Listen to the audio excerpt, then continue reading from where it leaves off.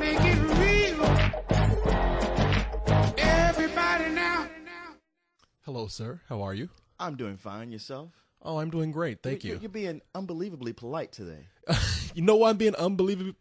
I can't even say the word. I'm so not polite. But I'm trying to be unbelievably polite because people don't know us on this site. True. And I guess, like, for our introduction, we should put our best face forward. At first, yes. Yeah, to kind of lure them in, sort of a Trojan horse. Although it doesn't work if you tell them ahead of time. Hey, people. Yeah. Fine ladies and gentlemen. Yes, thank you, Leon. This is the lovely Leon over here. Leon, introduce yourself. I'm lovely Leon. And my co-host here is the formidable Korey Coleman. People, let me tell you something. We are Spill.com. True.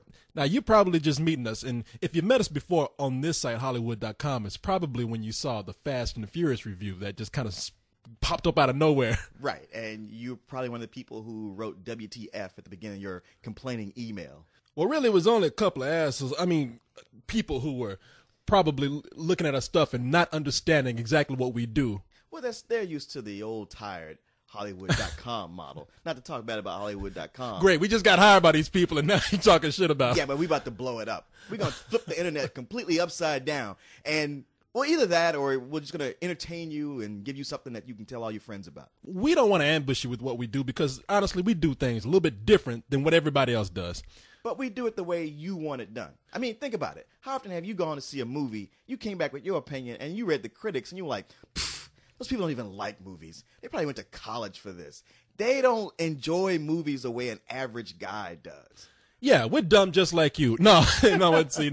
Look, okay, first of all, let me go through it and tell you exactly what we're about.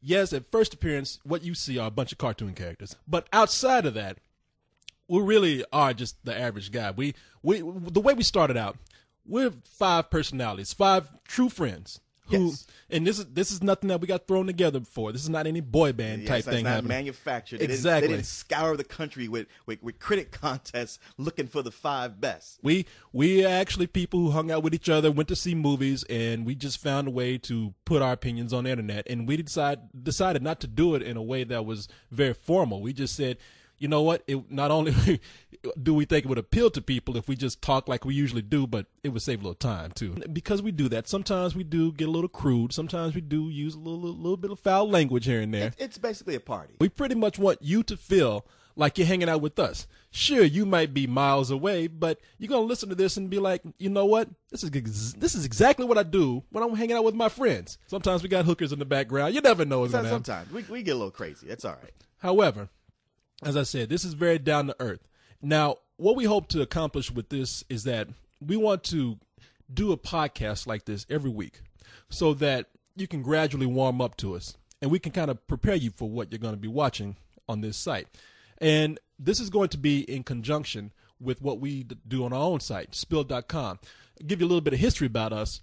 We started out working for another company called Miva, and Miva actually sold us to Hollywood.com a couple of years later. Dude, being an African American, I don't feel comfortable with this term. They sold us. That's one of the great things about being here at Hollywood.com. The chains are off, the shackles off our feet. We still working the plantation. Yeah, exactly. The Hollywood.com, aka the Emancipation Proclamation. But see, people, here we go. That's what we're talking about here. Some people are already like, ooh, these guys, I can't keep up with this. Oh no, they got the presidency now. What more do they want? And Hollywood.com, they wanted us to sort of bring a little more personality to their side of the site. Flavor, if you will. You've probably been to Hollywood.com already. I mean, you should be there right now, right? Yeah, exactly. So you know what you're looking at on Hollywood.com.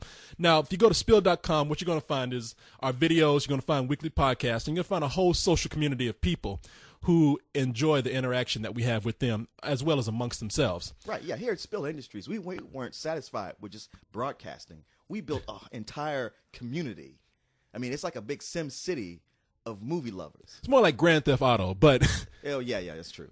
It's actually, we've heard that is probably one of the most friendly communities out there. Now you're gonna say it is. I mean, you got a couple knuckleheads, but of course, you know, I mean, what's the internet without a few trolls? We're also going to try and find a format so that we can come on Hollywood.com and do our original podcast for this site. On our site, you'll find that we do 3 regular podcasts, those being a couple of cold ones, the League of Extremely Ordinary Gentlemen, which is the comic book podcast, and then you'll find the Let's do this. Each one of these represents the personalities on the site. Each one of those has a different dynamic, and that's what we hope to do with this podcast here. Now, we're telling you that we're 5 guys, but you're only talking to 2 of us right now. But let's go through the roster here real quick. All right. Yeah, you have me, who pretty much, I guess I'm the founder of Spill.com, Sure. and then you've been doing this with me for a long time. Back when we did our cable access show. We'll go into that later, though. That's a tale for another time. Yeah. The true origin of Spill. Yeah, no, this is why I brought this man here first. He's been with me through thick and thin. True. And it's gotten pretty thick at times. And it's getting mighty thin right now. We also have Cyrus, who I think probably is the 3rd veteran of this. True. And the dorkiest out of all of us. See, Cyrus would be the comic book guy. That's the guy that you go to if you want to know anything about comics, and then it kind of seeps over into movies. Yeah. Carlisle is the opposite. He's like the movie guy. Right. He's the movie / Dungeons and Dragons guy. Yeah. You kind of start out with movies with him, and then you learn that you can like slide over into other dorkdom such as Dungeons and Dragons and comic books. Yes. Now, we talk about veterans. It's got to be the machine. Oh, the co-host, The co-host 3000. The co-host 3000, man. That is the robot there. Yes. I used to live with a guy made a robot out of a shoebox. Yes. I mean, done with parts from Mexico, so he could get better parts for cheaper. Took him back to Mexico, gave pretty much what they do to cars down there, took him to a chop shop. They gave him a nice body, and that's where we get the co-host from. He's one of those machines where, like I said, he was designed to be artificially intelligent, but he just ended up being a smart ass. Pretty much. And just left on our hands. The guy who invented him said, I can't do anything with this. I'm going to start over. You keep this. So that is the group of people. We're going to be going through those as the weeks go on and introducing you to them as we do more of these podcasts. Now let's go ahead and get into what I think will probably be the format of this, which is we're going to introduce you to what movies we'll be talking about on Hollywood.com in addition to what we'll be doing on Spill.com. Well, are you talking this week? Because I know the big opener this week is Angels and Demons. Find Professor London. He exposed one of the greatest cover-ups in human history. But what terrifying discovery would make the Vatican turn to him? That's Illuminati. The Illuminati were a secret society dedicated to scientific truth. The Catholic Church ordered a brutal massacre to silence them forever. They've come for their revenge. That's right. We have Tom Hanks in Angels and Demons. We already saw the movie. Right. And so you're going to be getting a video up for that. And now, if you haven't seen one of our videos, it's hard to describe it to you, but it's us, our cartoon selves, with a lot of other animations and an irreverent but accurate look at the movie. Yeah. Yeah, and in this one, I don't know if this is the one that we should really start out with. We might offend some Catholics out there. Not that we tried. Hey, we didn't make the movie. We just have to. We just call them as we see them. Yeah. In fact, we say the things that you think but are afraid to say. Exactly, and probably should be. Yeah. Given the hell that we've had to go through. So there's only so much they can do to us. Exactly. So Tom Hanks returns in this one as Robert Langdon, man. Right. The code buster. Yeah. The symbologist. Got the one that everybody says at the Vatican. Damn, that shithead again is coming back here. But Tom Hanks returns as Robert Langdon, symbologist, as you said. And where the Vatican, they really didn't want him around before. Well, in this one, they have 4 cardinals that are missing. Yeah, the Pope has died. They got to vote on who's going to be the new Pope. And 4 of the key cardinals have been kidnapped. And they are being threatened to be murdered painfully by the ways of the elements of the earth. Earth, wind, fire, and water. Yeah, exactly. And we ain't talking about Maurice White and Philip Bailey. This is the Illuminati. No, we ain't talking about the band Earth, Wind, and Fire. No, we're talking about real hard death right here. We're talking about putting dirt in your mouth, putting you in water, setting you on fire, and probably... Man, don't spoil it. But here, so the Vatican says, you know something? We know we talk shit about you before, but But if you could help us out, we really appreciate it. You know, the Vatican came with one of those pointy hats in their hands, ringing it, Mr. Langdon, sir, I know we had our differences in the past, but we'd be mighty appreciative if you could help us out. Yeah, sorry. So they called him in. He teams up with a different exotic foreign woman, and they go in to find these.